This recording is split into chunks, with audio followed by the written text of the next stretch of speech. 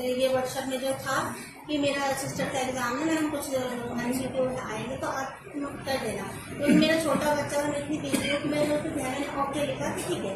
फिर 11 बजे करीब 3 पेज मेरे पास आते हैं, तो मैंने उसे सॉल्व भी किए। फिर मुझे जैसे मैं जूम करके देखी थी तो मुझे एक ओमान से दिखाई दी, तो मुझे डाउट हुआ। फिर मैंने एक एप्लीकेशन ली थी कि मैं थाने जा रही हूँ, तो उसी दिन मेरी सिस्टर साथ में थी कि नहीं ये जो बॉबी पवार है ये बहुत एक्टिव रहते हैं, आप पहले इनसे डिस्कस कर लो और फिर चले जाना। तो फिर मैंने पहले फर्स्ट टाइम मैंने बॉबी बॉय से बात की होगी, मैंने कहा आप बॉबी बॉय बोल रहे हैं कि हाँ जी।